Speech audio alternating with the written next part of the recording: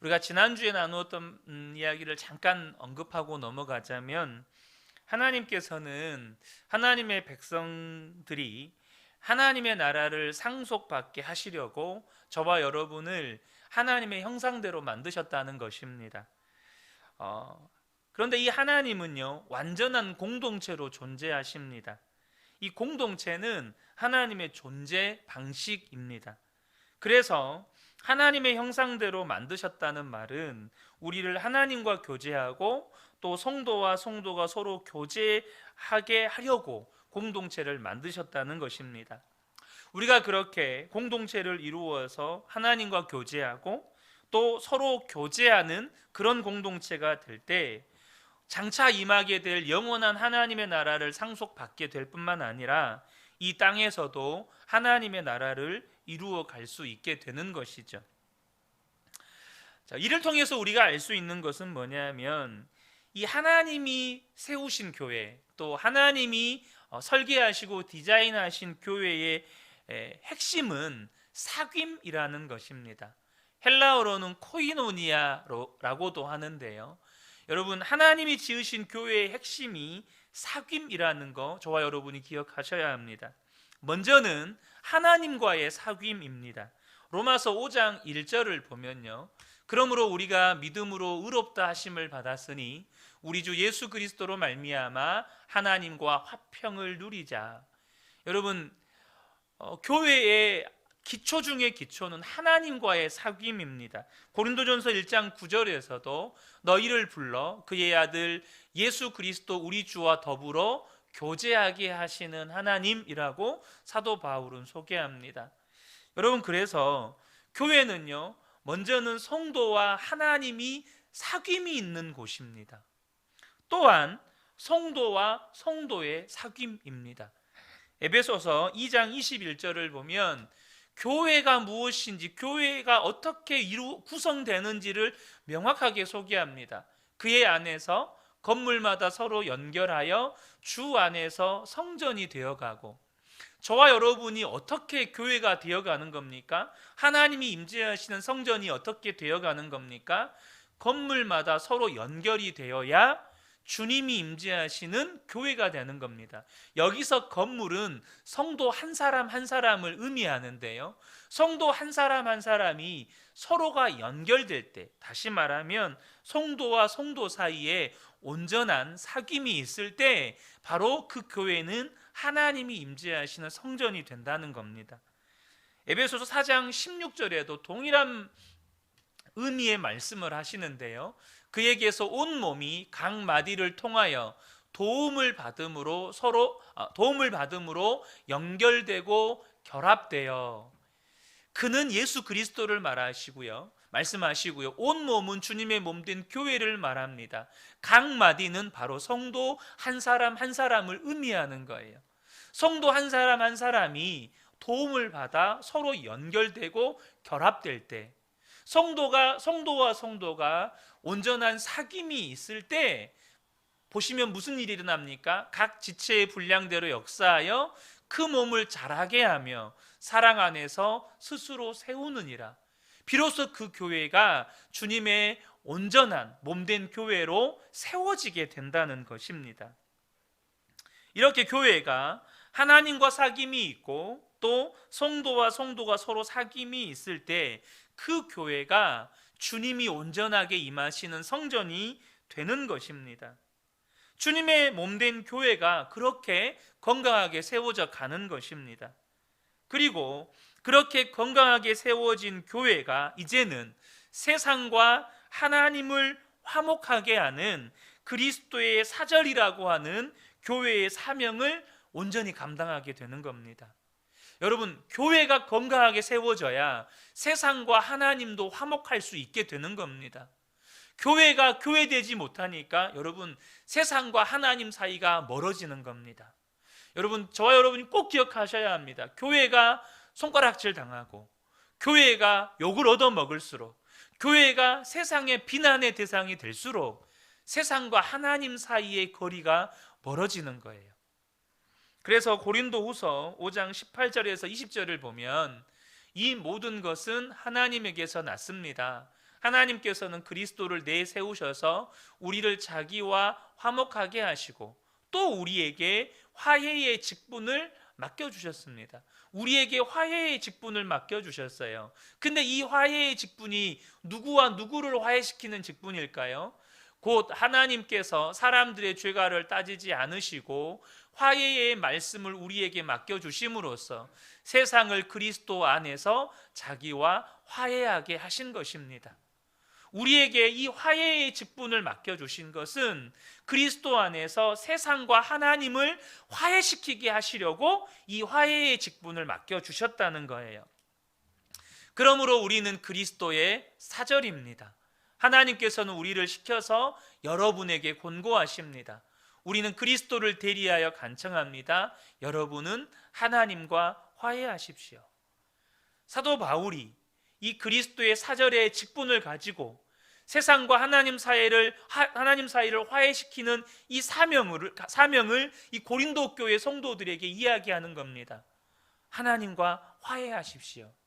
저는 우리 그은혜 교회가 세상을 향해서 하나님과 화해하라고 떳떳하게 담대하게 외칠 수 있는 교회가 되기를 간절히 원합니다.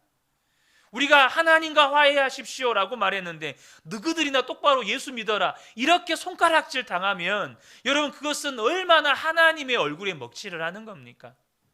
우리가 세상 가운데 가서 외쳐야 돼요. 하나님과 화해하셔야 됩니다.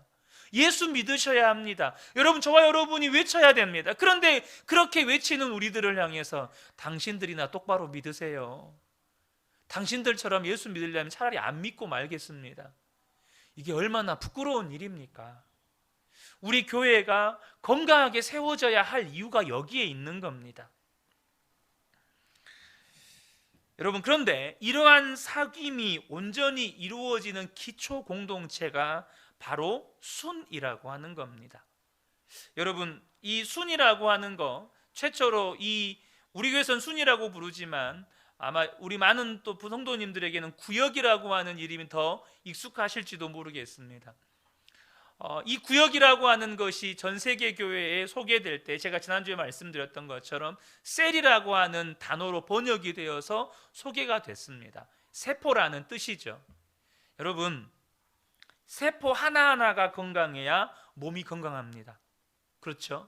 세포 하나하나가 건강해야 몸이 건강해지는 것처럼 순이 건강해야 교회 역시도 건강하게 세워질 수 있는 겁니다. 교회가 아무리 크게 성장해도요 건강한 순이 세워지지 않으면 그것은 모래성과도 같습니다. 여러분 모래성이 얼마나 화려하게 지을 수 있습니까? 가끔씩 휴가철에 어떤 그런 쪽에 재능이 있으신 분들이 해변가에 아름다운 이런 모래성들을 이렇게 작품처럼 만들어 놓기도 하시잖아요. 그런데 여러분 그런 모래성 어떻습니까? 파도 몇 번 치면 금방 허물어져 버립니다.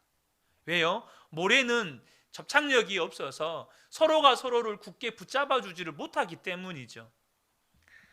여러분 교회가 아무리 크게 성장해도요 이 순이 건강하지 않으면 교회는 이런저런 문제가 생길 때 쉽게 무너져 버립니다. 초대교회가 로마의 300년 박해 시대를 이겨낼 수 있었던 이유가 뭘까요? 그들은 순이라고 하는 것이 아예 그들의 생활 방식이었어요. 뭐 순을 세우냐 마냐 이런 개념 자체가 없었어요. 그냥 그들은 소그룹으로 흩어져서 그렇게 그들의 신앙을 지켜갔어요. 몇 년 동안요? 300년 동안. 여러분 300년 동안 국가가 권력을 동원해서 교회를 핍박할 때 그 국가 권력의 핍박을 이겨낼 수 있었던 건 여러분 건강한 순이 있었기 때문입니다. 그러므로 저와 여러분이 우리 그은혜 교회가 정말 건강한 교회로 세워져 가기를 원하시잖아요. 그러려면 우리 성도님들 안에 순이 무엇인지에 대한 분명한 이해가 필요하다는 겁니다. 그래서 오늘 주제가 순이 무엇인가에 대한 이야기를 나누려고 해요. 여러분 강의안을 보시면 큰 A라고 되어 있죠. 순이 무엇이라고 되어 있습니까? 순은 확장된 가족 교회라는 것입니다. 이 확장된 가족이라는 것은 사실 현대 심리학 용어입니다. 기존의 혈연 중심의 가족보다 확장된 가족의 개념입니다. 특별히 현대사회로 접어들면서 가족제도가 무너져 내리고 있다는 말들을 여러분이 쉽게 접하고 있으시죠. 실제로 가족제도가 무너지면서 발생하는 여러 가지 문제들을 우리는 보게 됩니다. 그 중에 가장 심각한 것 가운데 하나가 뭐냐면 인간관계의 단절 혹은 인간관계 자체가 우리 사람들에게 어려워진다는 겁니다. 왜냐하면 가족이 무너지니까 인간관계의 범위가 너무나도 축소되고 또 어려서부터 가족 안에서 인간관계를 배워가는데 그런 인간관계를 배워갈 기회들을 자꾸 이것이 축소되다 보니까 인간관계하는 이런 기본적인 소양 자체가 갖추어지지 않는 거예요. 제가 첫 사역했던 교회에서 20대 청년들을 데리고 단기 선교를 갔었는데요. 여러분, 단기 선교를 가면 가장 힘든 일이 뭐라고 생각하신가요? 우리가 막상 언어가 다르고 문화가 다르고 전혀 다른 민족들에게 가서 이 선교를 한다고 할 때 여러분 뭐가 가장 힘든 일이 있겠습니까? 당장은 뭐 말이 안 통하니까, 그죠? 말이 안 통하니까. 또 선교라고 하니까 또 가서 복음 전해야 되잖아요. 뭐 복음 전하는 거. 또 주로 선교를 가면 후진국이나 낙후된 지역을 가다 보니까 정말로 여러 가지 불편한 점이 많죠. 잠자리도 불편하고 또 각종 무슨 이런 그 모기라든지 이런 병충해 이런 해충들로부터도 굉장히 불편하고 정말 우리 시골처럼 엄청난 날벌레들이 막 들어오고 그러거든요. 뭐 그것도 불편하고 또 뭐 기후나 또 음식이나 뭐 다양한 어려움들이 있죠. 근데 제가요, 저희 청년들 데리고 단기 선교를 갔는데 제일 어려웠던 건 그게 아니었습니다. 여러분, 복음 전하는 거요, 선교사님이 복음 책자 줍니다. 밑에다가 한글 발음으로 다 써놓거든요. 우리가 그거 펴놓고 한글 발음으로 막 읽어요. 그러면 그 사람이 답답해서 본인이 읽습니다. 복음 전하는 거 별로 안 어려워요. 우리가 나름대로 막 이상한 발음해가면서 하잖아요. 그럼 그 사람들이 나중에 답답해서 뺏어서 읽어요. 정말로 어려운 건 뭐였냐면 인간관계를 어떻게 해야 될지를 모른다는 겁니다. 우리 청년들이요, 그 사람들을 만나서 대화를 시작해야 되잖아요. 이거는 언어의 문제가 아닙니다. 가서 여러분 기본적으로 헬로가 됐든지 아니면 뭐 다른 나라 말로 이렇게 기본적인 인사 언어라든지 이런 건 다 할 줄 알거든요. 근데 문제는 뭐냐면 선뜻 다가가서 인간관계를 못합니다. 또 막상 대화를 하려고 해도 언어가 안 통하는 건 문제가 안 돼요. 손짓 발짓 해가면서 얼마든지 대화할 수 있어요. 여러분, 그게 더 재밌는 거 아십니까? 손짓 발짓 안 되는데, 아니 언어가 안 됐는데 손짓 발짓 해가면서 막 이야기를 해요. 그러면 그 사람들도 그 정성이 기특해서 다 들어줍니다. 그건 문제가 안 돼요. 근데 그것 자체를 힘들어하는 거예요. 인간관계를 하는 것 자체를 너무너무 힘들어하는 거예요. 특별히 1인 가족이 늘어나면서 고독사 문제, 굉장히 심각한 문제로 이제는 사회의 문제로 자리 잡아가고 있죠. 당장 제가 이렇게 장례 예배를 이렇게 과거에 인도해 보면 어떤 성도님 가정에 장례를 치르는데 조문객이 없는 건 두 번째 문제고 상주도 없는 경우가 있습니다. 장례를 치를 상주가 없는 경우도 있어요. 그래서 이 확장된 가족이라고 하는 이 심리학적 용어는 오늘날 현대인들에게 무너져 내리는 가족 제도의 대안이 돼서 실제로 이제는 이런 농촌에서 이게 적용이 돼요. 공동체. 홀로 사시는 할머니 할아버지들이 공동생활을 하시는 것들이 시범적으로 이루어지는 그런 곳들도 있다고 해요. 그런데 중요한 건 뭐냐면 오늘날의 가정의 기능들이 무너져 가고 있어요. 그런데 이 순이 그 무너져 가는 가정을 회복시켜주는 가정의 확장된 가족의 기능을 한다는 거예요. 여러분, 1번으로 되어 있죠. 1번으로 함께 읽어봤으면 좋겠습니다. 함께 읽겠습니다. 시작. 교회는 기능상으로 살아계신 하나님의 집이고 교회의 지체들은 본질적으로 하나님의 가족입니다. 여러분, 디모데전서 3장 15절을 보면 만일 내가 지체하면 너로 하여금 하나님의 집에서 어떻게 행하여야 할 것을 알게 하려 함이니 이 집은 살아계신 하나님의 교회요 진리의 기둥과 터니라. 그러니까 하나님의 교회는 곧 하나님의 집이다라고 말씀하십니다. 이 하나님의 집이다라는 말의 의미는 뭐냐 하면 하나님이 계신 곳이다, 하나님이 임재에 계신 곳이다, 하나님이 함께하는 곳이다, 하나님이 역사하는 곳이다, 그런 의미입니다. 이것은 무엇을 말하는 겁니까? 여러분, 하나님은요 교회를 통해 역사하십니다.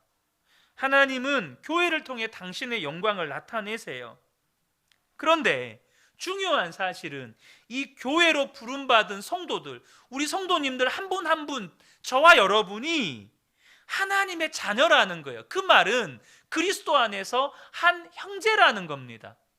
그래서 에베소서 2장 19절을 보면 그러므로 이제부터 너희는 외인도 아니요 나그네도 아니요 오직 성도들과 동일한 시민이요 하나님의 권속이라. 이 권속이라고 하는 단어가 가족이라는 단어 의미입니다. 저와 여러분이 그리스도 안에서 한 가족이 되었고 하나님은 가족된 저와 여러분 안에 임재하셔서 하나님의 일들과 하나님의 영광을 나타내신다는 거예요. 그러므로 여러분, 교회는 그냥 가족 같은 사람들의 모임이 아닙니다. 교회는요 그냥 가족들의 모임입니다. 누구의 가족이요? 하나님의 가족. 예수 그리스도의 피로 말미암아 하나님의 가족된 사람들이 모인 곳, 그것이 바로 교회라고 하는 거예요. 그런데 여러분, 초대교회는 그때의 형성 과정의 배경상 그들이 이렇게 집으로, 교회로 모였습니다. 그런데 단지 저와 여러분이 기억하셔야 될 것은 초대교회의 형편이 이런 핍박의 시대였고 박해의 시대였기 때문에, 그래서 이렇게 각각 집집마다 소급으로 모일 수밖에 없었기 때문에 그렇게 모인 것이 아니라는 것 또한 아셔야 합니다. 여러분, 하나님께서 어제도 우리가 지난주에도 나누었지만 하나님께서요 공동체로 존재하십니다. 성부, 성자, 성령 하나님이 완전한 공동체로 존재하십니다. 여러분, 하나님의 역사가 상황이나 환경 때문에 바뀝니까? 원래는 하나님의 계획이 교회를 대형 교회로 만들 계획을 가지고 계셨는데 예기치 못하게 어떤 박해나 핍박이나 환란이 이렇게 닥쳐서, 그래서 어쩔 수 없이 이렇게 각각 집집마다 모여야 하는 상황이었기 때문에 집집마다 335 모이게 하는 그런 가정교회로 혹은 소그룹 교회로 모이게 하신 걸까요? 절대 그렇지 않습니다. 여러분, 하나님이 하시면요 하루에 3,000명도 5,000명도 구원받고, 여러분 니누의 성 아시죠? 요나에 의해서 니누의 성이 하루아침에 다 회개하고 하나님께 돌이키는 사건이 일어나요. 하나님이 하시면 3,000명 5,000명이 아니라 10,000명 1,000,000명도 하루아침에 예수 믿게 하실 수가 있어요. 그러면 하나님께서 비록 환난과 박해의 시대였지만 그렇게 335 집에서 교회로 모이게 하신 데는 이유가 있다는 거죠. 먼저 실제로 초대교회에서 이렇게 집집마다 모였던 교회의 사례는 너무 많습니다. 빌레몬서 1장 2절에 보면 자매 아비아와 우리와 함께 있는 병사된 아키뽀와 내 집에 있는 교회에 편지하노니, 이것은 빌레몬의 집에서 골로새 교회가 시작이 됩니다. 초대교회 대부분이요 이렇게 각 가정에서 시작이 돼요. 또 잘 아시는 것처럼 예루살렘 교회는 어디에서 시작됩니까? 깨닫고 마가라 하는 요한의 어머니 마리아의 집에 가니 여러 사람이 거기에 모여 기도하고 있더라. 마가의 다락방에서 초대교회는 시작이 돼요. 또 여러분 잘 아시는 것처럼 빌립보 교회, 사도행전 16장 40절 보면 두 사람이 옥에서 나와 루디아의 집에 들어가서 형제들을 만나보고 위로하고 가니라. 빌립보 교회는 옷감 장사였던 이 루디아의 집에서 시작이 됩니다. 그리고 에베소 교회는 고린도전서 16장 19절을 보면 아시아의 교회들이 너희에게 문안하고 아굴라와 브리스가와 그 집에 있는 교회가 주 안에서 너희에게 간절히 문안하고, 에베소 교회는 이 아굴라와 브리스가 부부 집에서 시작이 돼요. 자, 그런데요, 저와 여러분이 이 말씀을 보실 때 앞서 제가 설명드렸던 하나님께서 이유가 있었기 때문에 초대교회가 이렇게 소그룹으로 모이게 하셨다. 그것은 제가 첫 번째 이유는 지난주에 그것이 하나님의 완전한 존재 방식이었기 때문이었다고 설명을 드렸어요. 근데 오늘 이 본문을 우리가 쭉 읽으면서 착각하실 수 있는 게 뭐냐 하면, 이렇게 집에서 교회로 모였다는 말은 그들이 처음에 교회가 되었을 때 그 집에 속한 모든 사람들이 다 예수를 믿게 되었다는 의미거든요. 실제로 여러분, 이것 말고도 베드로가 고넬료의 집에 초청을 받아 갔을 때 고넬료의 집안 사람들이 다 예수 믿습니다. 또 바울과 실라가 감옥에 갇혀갔을 때 간수장이 자결하려는 사건 아시죠? 그 간수장의 집에 갔을 때 그 간수장의 집에 있는 사람들이 다 예수를 믿어요. 그럼 우리가 이런 사건들을 보면 다 예수 믿었던 사람들이 그 집의 가장과 어떤 혈연 관계에 의해서 그냥 혈연 관계로 가족이, 교회가 구성이 되었다, 이렇게 생각하실 수가 있거든요. 그런데 절대 그렇지 않다는 겁니다. 거기에 이 집안에 속한 사람들이라고 하는 것은 그곳에서 일하는 노예, 또 그곳에서 함께 거주하는 나그네들, 그 모든 사람들을 다 포함하고 있는 겁니다. 그 사람들이 다 예수를 믿게 되었다는 거예요. 그러니까 이 초대교회가 시작되었을 때 그 가족 구성원들이 결코 혈연 관계 때문에 예수 믿은 것이 아니라는 거예요. 초대교회 구성원이 혈연 관계로 구성된 게 아니라는 겁니다. 이것은 다른 말로 이야기하면 결코 교회는 혈연 관계로 이루어지는 관계가 아니라는 거예요. 그러면 도대체 교회는 누가 교회의 구성원이 되는 겁니까? 어떤 사람들이 교회의 구성원이 되는지를 저와 여러분이 보셔야 돼요. 먼저는 우리가 골로새 교회 빌레몬서를 좀 볼 건데요, 빌레몬서하고 골로새서를 볼 건데, 그곳에 속해 있는 사람들을 향해서 사도 바울이 뭐라고 지칭했는지를 좀 보셔야 합니다.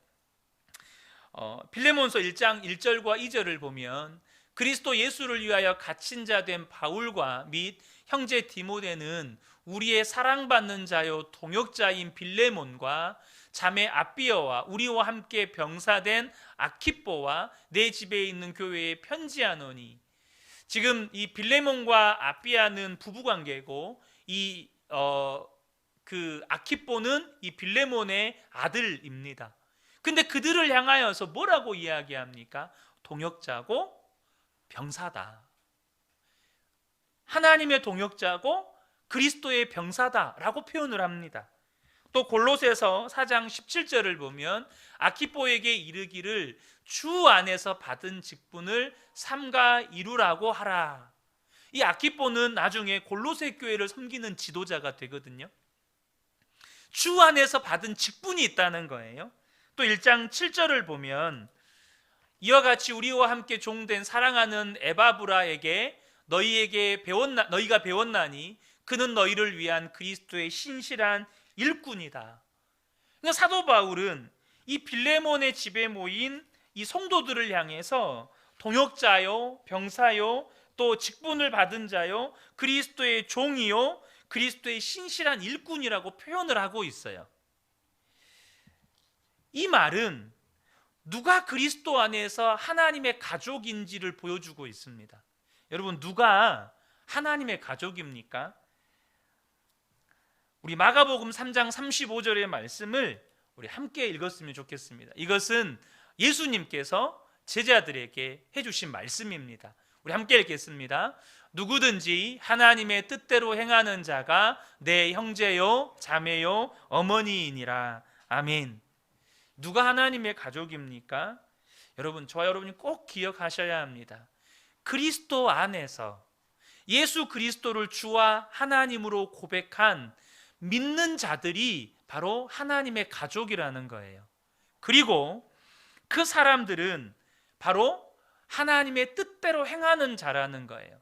저와 여러분이 분명히 기억하셔야 될 건 뭐냐면, 수는요, 이렇게 하나님의 예수를 주로 고백하고 예수님을 하나님으로 고백한 성도들이 하나님의 뜻을 행하는 그런 공동체로 존재할 때 확장된 가족 교회로서 존재할 수 있게 된다는 겁니다. 그냥 여러분, 마음 맞는 사람들이 모여서 서로 마음 맞는 어떤 주제거리를 가지고 혹은 취미거리를 가지고 그렇게 즐겁게 먹고 마시며 놀면 이것이 순이 되는 게 아니라, 예수님을 주님과 하나님으로 고백한 하나님의 자녀들이 하나님의 뜻을 행하는 공동체로 살아갈 때 그 공동체가 확장된 가족교회가 된다는 거예요. 그래서 여러분 꼭 기억하셔야 됩니다. 우리가 순모임 하잖아요. 순모임의 목적은요, 언제나 하나님의 뜻을 행하는 것이 되어야 합니다. 이걸 꼭 기억하셔야 돼요. 순모임의 목적은 단순히 우리 마음 맞는 사람들끼리, 다 우리 예수 믿는 사람들 아니냐, 우리가 남이냐, 우리 한 형제 아니냐, 그래서 즐겁게 우리 놀자, 즐겁게 먹고 마시자, 이게 아니라는 겁니다. 언제나 수는 하나님의 뜻을 행하는 것이 목적이 되어야 한다는 거예요. 그래야만 비로소 확장된 가족 교회로서의 기능을 할 수 있다는 겁니다. 자, 두 번째인데요, 우리 두 번째 B 한 목소리로 함께 읽겠습니다. 시작. 수는 코이노니아 교회이다. 제가 아까 이 코이노니아라는 헬라어를 잠깐 말씀드렸는데요, 이 코이노니아는 우리나라 말로 번역할 때 교제 혹은 사귐으로 번역이 되지만, 사실 이 코이노니아는 우리나라 말로 번역할 수 있는 적절한 단어가 없습니다. 왜냐하면 이것은 단순히 우리는 교제하면 뭘 이야기합니까? 그냥 마음 맞는 사람들끼리 만나서 데이트하고 놀고 서로 대화하고 이런 걸 교제라고 하고, 또 그런 걸 사귐이라고 하잖아요. 그런데 성경이 말씀하신 이 코이노니아는 오늘 우리가 읽었던 사도행전 2장 42절에서 47절의 말씀을 그대로 담고 있는 의미입니다.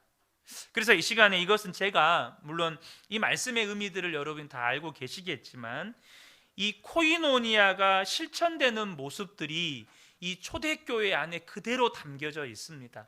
제가 밑에다가 이렇게 절을 써놨는데요, 여러분들이 42절에서 코이노니아가 실천되는 모습들이 어떤 것인지 한번 그대로 보고 여러분들이 옆에다가 한번 적어보시면 좋겠습니다. 잠깐 제가 한 2, 3분 정도 시간을 드릴게요.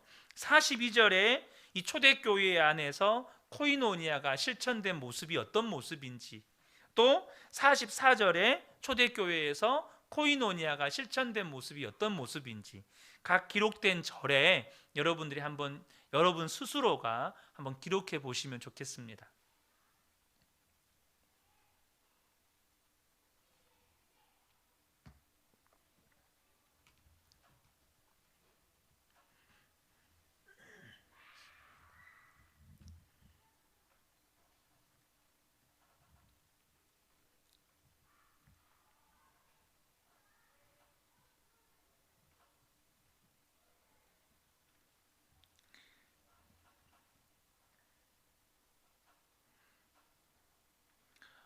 어려우시면요, 42절을 그대로 적으시면 정답입니다. 또 44절도 그대로 적으시면 정답이에요. 근데 조금 축약하실 수 있으시면 축약하셔도 좋고요.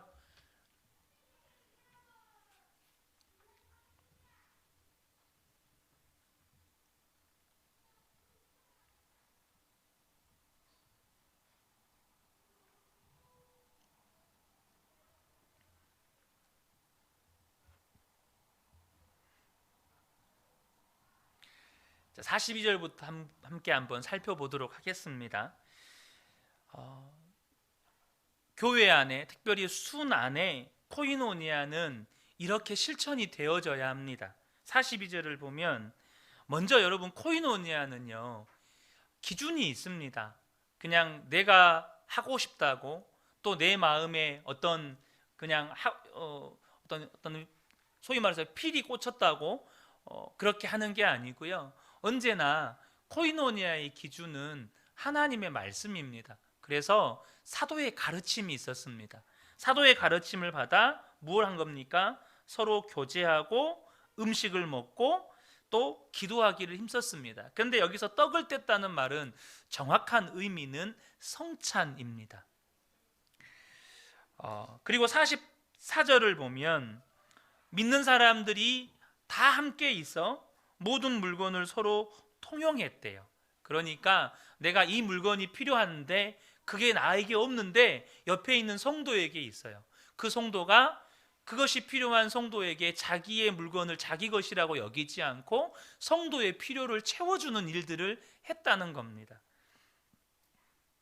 또 45절에 보면 재산과 소유를 팔아서 각 사람의 필요를 따라 나눠주며, 여러분 공산주의가 사실 여기에서 나왔습니다. 취지는 좋았지만 인간의 타락한 본성을 어떻게 할 수가 없기 때문에 공산주의는 완전히 망했죠. 어찌됐든 여러분 코이노니아는요 재산과 소유를 때로는 팔아서 성도의 필요를 채워주기도 합니다. 또 46절을 보면 마음을 같이하여 성전에 모이기를 힘쓰고 집에서 떡을 떼며 기쁨과 순전한 마음으로 음식을 먹고, 자 여기서 말하는 집에서 떡을 떼며 기쁨과 순전한 마음으로 음식을 먹고는 이것은 애찬을 말하는 겁니다. 그러니까 우리가 쉽게 말하면 식사 교제를 말하는 거예요. 그런데 이들이 마음을 같이해서 성전에 모이기를 힘썼다는 겁니다. 제가 오늘 극동방송 소망의 기도를 섬기고 왔는데요, 정말 한 몇 개월 만에 극동방송에 직접 가서 이렇게 이제 소망의 기도를 섬기게 되었습니다. 그동안에 코로나 때문에 온라인으로 한참 섬기다가 이렇게 이제 섬기게 됐는데요, 여러분 가서 섬기니까 또 다르더라고요. 무슨 말이냐면 현장에서의 기름 부음이 있습니다. 그 현장에 쌓여진 기도와 그 현장에 쌓여진 은혜의 분위기가 있다 보니까 비록 왔다 갔다 왕복하는데 시간도 더 많이 들고 불편한 점이 있지만 너무너무 제가 그냥 그 분위기에 제가 휩쓸려서 그 소망의 기도를 섬기게 되더라고요. 여러분 우리가 이 온라인이라고 하는 것이 발달이 되어서 이런 팬데믹 상황에서 예배를 대체하는 역할도 하지만 여러분 성전에 모이는 것을 완전히 대체할 수는 없습니다. 그래서 여러분 저와 여러분이 우리가 이제 완전한 이 팬데믹 상황에 대해서 온라인으로 드릴 수밖에 없는 상황이 되면 어쩔 수 없지만 정말로 성도는 모이기를 힘쓰셔야 합니다. 그리고 47절에 보면 하나님을 찬미하고 온 백성에게 칭송을 받으니 주께서 구원받는 사람을 날마다 더하시니라. 코이노니아의 열매가 뭐냐면 백성들에게 칭송받는 교회가 된다는 겁니다. 저 교회는 진짜 교회다운 교회야. 그러니까 세상 사람들이 내가 교회를 다닌다면 저 교회 가고 싶다. 여러분 저와 여러분이 섬기는 우리 그 은혜 교회가 그런 교회가 되기를 간절히 소원합니다. 자 그러면 이렇게 코이노니아가 온전히 이루어졌던 이 골로새 교회, 빌레몬의 집에 모였던 이 골로새 교회에 두드러진 특징이 있는데요, 그게 뭐냐면 사랑과 믿음의 교제였다는 겁니다. 이렇게 코이노니아가 이루어지면 여러분 어떻게 사랑이 아닐 수 있겠어요? 지금 서로 떡을 떼고 기도하기를 힘쓰고 물건을 서로 통용하고 심지어 소유와 재산까지 팔아서 가난한 성도의 필요를 채워주는 그 교회에 어찌 사랑이 없을 수 있겠어요? 사랑과 믿음의 교제가 이루어지고 그 교제의 결과로 어떤 일이 나냐면 그 공동체 안에 있는 모든 성도들 안에 평안과 기쁨과 위로를 얻게 된다는 겁니다. 여러분, 우리 이제 지난주부터 이제 조금씩 제대로 우리가 순모임을 해 가잖아요. 여러분 기도하시면 좋겠습니다. 우리 교회는 지금 두 개 순이 있죠. 인한순과 선화순 두 개의 순이 있습니다. 우리 순장님들뿐만 아니라 우리 모든 성도님들이 함께 기도하셔야 합니다. 무슨 말이냐? 하나님, 우리가 순모임 안에서 사랑과 믿음과 믿음의 교제가 이루어지게 해 주십시오. 그래서 우리가 순모임이 끝나면 너도 나도 평안함을 얻고 기쁨을 얻고 위로를 받게 해 주십시오. 여러분, 그러한 순모임이 되셔야 합니다. 그러니까 순모임을 갔다 오면 모든 성도들이 힘을 받고 오는 거예요. 성도들이 순모임 갔다 오면 모든 성도들이 위로를 받고 오는 거예요. 심지어 순모임 가기 전에 어떤 문제 때문에 두렵고 근심되고 걱정됐는데 순모임 갔다 오면 함께 모인 성도들의 위로와 격려와 사랑 때문에, 믿음의 교제 때문에 마음이 평안해지는 거죠. 순모임은 그렇게 되어져야 하는 겁니다. 그래서 여러분, 이 순모임을요 3번, 우리 3번 있잖아요. 3번을 함께 읽어보았으면 좋겠습니다. 시작. 코이노니아의 진정한 뜻은 단순한 교제를 넘어선 삶의 나눔이며 서로의 삶에 대한 이해인 것입니다. 그래서 여러분요, 제가 이것은 먼저 말씀을 나누고 좀 더 설명을 드리는 게 좋을 것 같습니다. 만일 우리가 하나님과 사귐이 있다 하고 어둠에 행하면 거짓말을 하고 진리를 행하지 아니함이거니와 그가 빛 가운데 계신 것 같이 우리도 빛 가운데 행하면 우리가 서로 사귐이 있고 그 아들 예수의 피가 우리를 모든 죄에서 깨끗하게 하실 것이미요. 여러분, 이 말씀을 보면요, 우리가 예수 그리스도 안에 거하면 우리 안에 무슨 일이 일어납니까? 먼저는 각자가 빛 가운데 행하는, 다시 말하면 죄와 싸워서 이기는 역사가 일어나요. 그리고 그 빛 가운데 행하는 성도들 안에는요, 무슨 일이 일어날까요? 사귐이 일어납니다.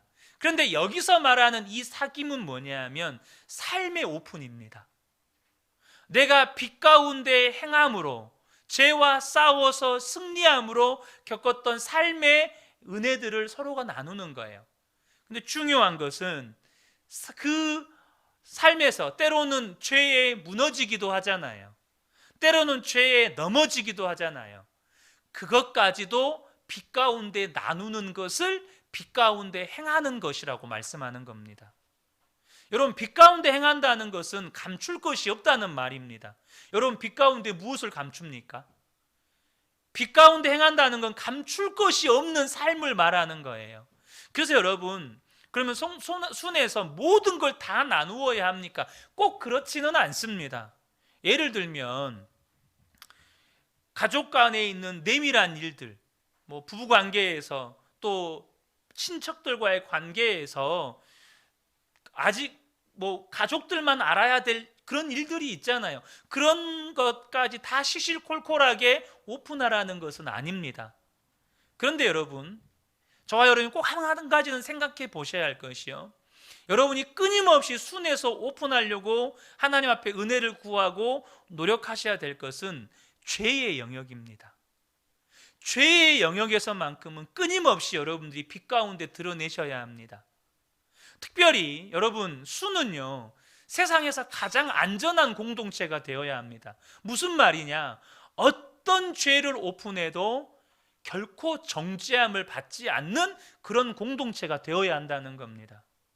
실제로 제가 예전에 셀 컨퍼런스에 참석했을 때 메인 강사로 오셨던 인도네시아의 아바러브 교회의 담임 목사셨던 에디레오 목사님은요, 그 교회에는 이렇게 분기별로 한 번씩 새 가족들을 모아놓고 이렇게 주말 성령 수양회를 합니다.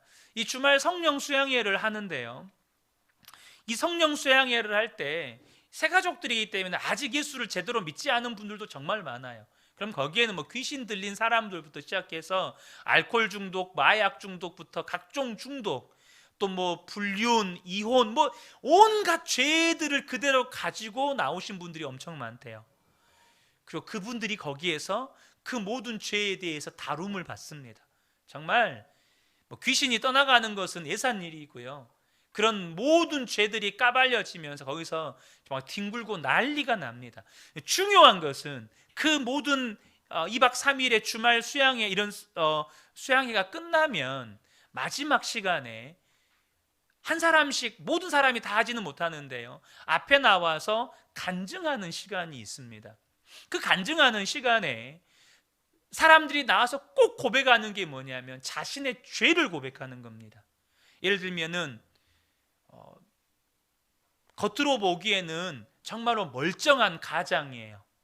또 교회도 잘 나왔어요. 근데 알고 봤더니 불륜을 저지르는 그런 남편이었어요. 그 모든 죄를 거기에서 다 고백을 합니다. 그런데 더 중요한 게 뭔지 아세요? 더 중요한 건 그 죄를 고백했을 때 그 공동체의 분위기입니다. 그 공동체의 분위기가 어쩌냐면 서로 박수를 치며 함성을 지릅니다. 왜 그럴까요? 서로 박수를 치며 함성을 지르면서 축하해줘요. 그 이유가 뭐냐면 당신은 이제 비로소 죄에서 자유하게 됐습니다. 당신이 그 죄에서 노임을 받게 되었습니다. 그러니까 죄에서 노임받는 것에 대해서 그곳에 모인 그 공동체 사람들이 함께 박수 쳐주고 기뻐해주고 축하해주고 격려해준다는 거예요. 우리 순이 그렇게 돼야 돼요. 가장 안전한 공동체가 되어야 됩니다. 내 어떤 죄를 고백할지라도 정죄받지 않고 그 고백한 것을 칭찬해주고 격려해주고 위로해주고 일으켜 세워주는 그런 공동체가 되어야 돼요. 여러분, 그런 공동체가 되면요, 어떤 성도가 와도 그 공동체에서 여러분 변화됩니다. 이게 교회의 능력이에요. 왜요? 교회는 음부의 권세를 이기니까. 음부의 권세의 핵심은 뭡니까? 죄와 사망의 권세예요. 결국 죄 짓게 만들어서 지옥 가게 만드는 게 음부의 권세예요. 근데 어떤 죄도, 죄를 고백해도 정죄하지 않고 품어주고 위로하고 격려해주는 그 수는 여러분 어떤 음부의 권세도 이겨버린다는 거예요. 얼마나 놀랍습니까? 그리고 4번은, 네 번째 이 수는요, 이 코이노니아에 대한 이야기인데요, 이 순 코이노니아의 출발점은 무엇보다 순 모임에서 삶으로 살아낸 말씀이 활성화되는 것이어야 해요. 그러니까 우리가 순 모임이 모이면 모일수록 뭐가 이렇게 활성화되어야 되냐면 말씀의 나눔이 활성화되어야 한다는 겁니다. 말씀이 실제 삶이 된 이야기가 활성화되어야 한다는 거예요. 사도행전 19장 20절을 보면 이와 같이 주의 말씀이 힘이 있어 흥왕하여 세력을 얻으니라. 이 말씀이 순모임에서 그대로 실현이 되어야 돼요. 그래서 제가 왜 순모임지에 말씀 요약을 넣고 그 말씀 요약을 삶에 적용할 수 있는 질문을 넣어서 나누게 해드리냐면, 많은 성도들이 말씀의 은혜는 받는데 그것을 실제로 삶에 적용하는 것에 어려움을 겪습니다. 그래서 성도님들에게 그걸 돕기 위해서 나눔 질문을 드리는데요, 적용이 익숙하시거나 꼭 그 말씀 나눔으로 나누고 싶지 않으신 분들은 본인의 삶에 적용해서 그 말씀을 다른 각도에서 나누셔도 됩니다. 중요한 것은 말씀이 삶에 적용이 되어서 삶이 말씀이 된 은혜를 나누시라는 겁니다. 제가 지금 이제 기도하면서 준비하고 있는데, 우리가 지금 예수 동행일기를 쓰고 있어요. 예수 동행일기를 쓰고 있는데 왜 제가 예수 동행일기를 이렇게 교회의 성도님들과 함께 써가기를 원하냐면, 그것이 하나님께서 저희 교회 가운데, 제 마음 가운데 주신 우리 교회의 영구 비전이에요. 뭡니까? 우리 교회는 말씀이 삶이 되어야 돼요. 사실 이게 우리 교회만의 비전이겠습니까? 이거는 모든 성도에게 주신 하나님의 약속입니다. 말씀은요, 은혜 받으라고 주셨지만 은혜 받으라는 이야기가 뭡니까? 그 말씀이 단지 내게 들어왔을 때 기쁘다, 감사하다, 좋다, 즐겁다, 이게 은혜가 아닙니다. 은혜는 뭐냐 하면 그 말씀이 내 안에 들어와서 나를 변화시켜서 그 말씀이 실제로 나의 삶이 되게 하는 것이 은혜인 겁니다. 그러니까 말씀이 삶이 되었다는 것은 여러분, 내 죄의 문제가 해결이 되는 겁니다. 이전에는 맨날 죄에 끌려다니던 사람이 그 죄가 끊어지고 다시는 죄의 유혹을 받지 않고 죄를 이기는 삶을 살아가는 겁니다. 뭡니까? 말씀이 삶이 된 겁니다. 그래서 제가 이제는 우리 교회가 말씀이 삶이 되어야 되기 때문에 저는 우리 성도님들의 삶이 또한 설교가 되기를 원해요. 그래서 제가 이제는 하반기 때부터는 매월 첫째 주 수요일은 우리 성도님들의 예수 동행 일기를 좀 나누는 시간을 가지려고 해요. 부담되십니까? 왜냐하면 삶이 설교니까. 말씀이 여러분의 삶이 되어야 하니까. 실패했던 이야기도 괜찮고 넘어졌던 이야기도 괜찮습니다. 하지만 중요한 게 뭡니까? 그날로 끝나는 겁니다. 주님을 바라보니 그날로 끝이 나는 거예요. 그리고 여러분의 말씀이 삶이 된 여러분의 이야기를 이 자리에서 우리 성도님들이 함께 한 분 한 분 돌아가면서 나누는 위드 지저스 데이 내지는 간증의 날로 제가 한 하반기부터는 우리 성도님들과 함께 한 달에 한 번은 수요 예배 때 그 시간을 좀 가지려고 해요. 이거는 뭐 이벤트로 하려고 하는 게 아니라 앞으로 계속해서 그렇게 해가려고 합니다. 중요한 것은 순모임은요, 반드시 말씀이 흥황하여 세력을 얻어야 한다는 겁니다.